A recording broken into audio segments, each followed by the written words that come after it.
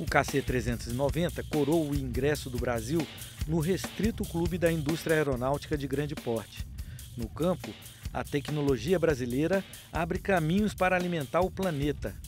O Brasil também é vanguarda na prospecção de petróleo do pré-sal em águas profundas.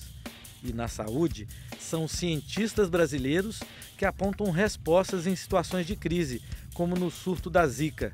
Por trás de todos esses exemplos de sucesso está a pesquisa científica.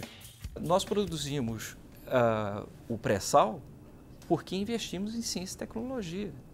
Por exemplo, o tanque de prospecção da COP no Rio de Janeiro foi investimento de ciência e tecnologia. Criamos a capacidade de exploração em águas profundas. Somos líderes em prospecção de águas profundas. Isso é ciência e tecnologia.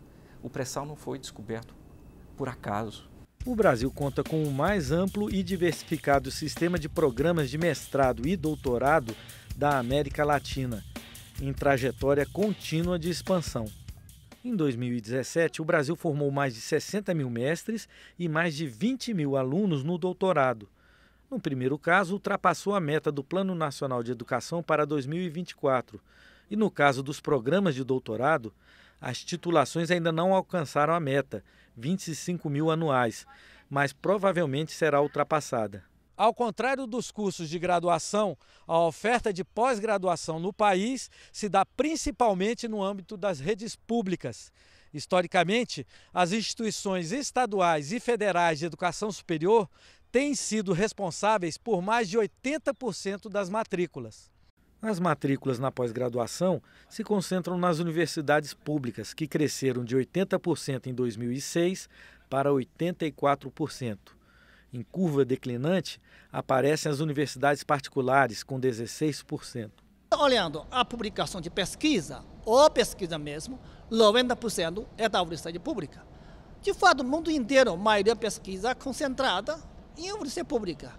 Mesmo a China, ele investe muito mais dinheiro na universidade pública do que na universidade privada.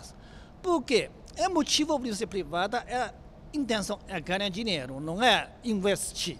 Apesar de sua importância, as agências de financiamento de bolsas de pós-graduação e pesquisa sofreram forte redução de recursos nos últimos anos. A CAPES, que em 2015 tinha um orçamento de 9 bilhões e meio de reais, recebeu 2 anos depois menos de 5 bilhões.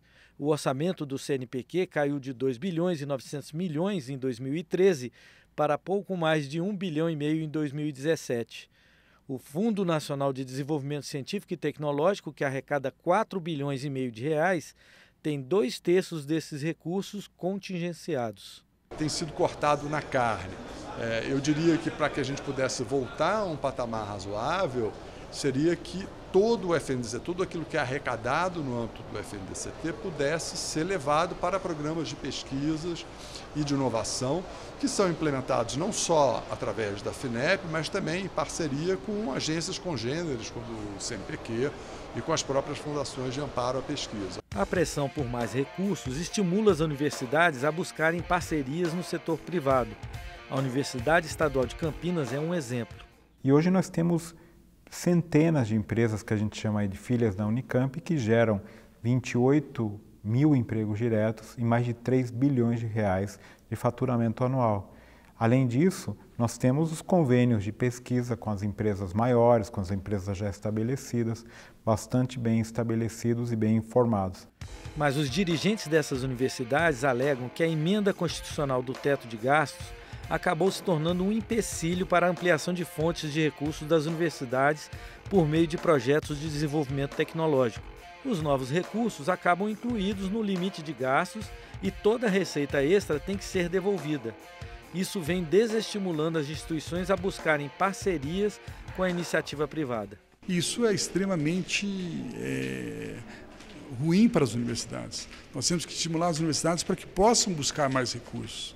E é por isso que nós vamos apresentar uma PEC para que a gente possa dizer que os recursos gerados pelas universidades ficam com as universidades. Acho que vai ser um ponto importante para que a gente possa fazer com que cada vez mais as universidades busquem novas fontes, novos recursos para atender suas demandas. O uso de recursos próprios como fonte de receitas indica que em 2010 essa utilização foi máxima, 1 bilhão e 600 milhões de de reais, mais de 4% das despesas totais das universidades federais. Porém, a partir de 2013, começa um declínio, estabilizando no biênio 2016-2017 em torno de 700 milhões de reais. O Brasil não tem essa tradição. Algumas poucas empresas têm feito isso. A Embraer é uma empresa que se localiza nesse segmento, a própria Embrapa, a própria Fiocruz, alguns institutos se localizam na ponte, fazendo uma ponte entre a produção científica e a oferta de produtos à sociedade, seja por meio de processos industriais ou oferta de serviços. Mais do que garantir o funcionamento dos programas de pós-graduação, resolver os problemas de financiamento da pesquisa científica no país assegura a soberania do Brasil. Uma nação que não produz conhecimento nesse momento, ela não é dona do seu destino. Hoje nós estamos na era do conhecimento e o investimento em ciência e tecnologia passa a ser primordial para o desenvolvimento e para a segurança do seu povo.